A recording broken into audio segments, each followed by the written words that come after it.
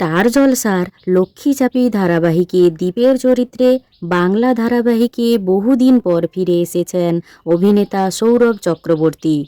তার বিপরীতে অভিনয় করছেন অভিনেত্রী শুভস্মিতা মুখোপাধ্যায়। তাদের জুটি বেশ জনপ্রিয় দর্শক মহলে।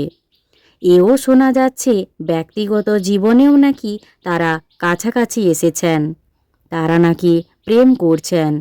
এই বিষয়ে অভিনেতা সৌরভ সংবাদ মাধ্যমকে জানিয়েছেন, সমাজ মাধ্যমে এত লেখা হয় আমাদের নিয়ে, আসলে শুভস্মিতা আর আমি খুব ভালো বন্ধু, আমাদের বোঝাপড়াটাও খুব ভালো।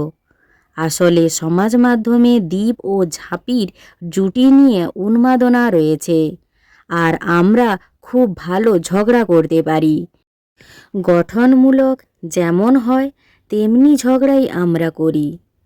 দর্শকেরও রোমান্টিক দৃশ্য বেশ পছন্দ হয়েছে, ফলে লোকজন আমাদের বিয়ের দিনও ঠিক করে ফেলেছেন, বিয়ের লগ্নও ঠিক করে ফেলেছেন দর্শক।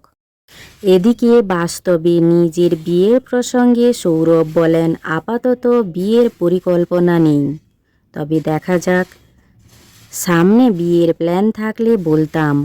আমি লুকিয়ে বিয়ে করব না, সগর্বে বুক বাজিয়েই বিয়ে করব।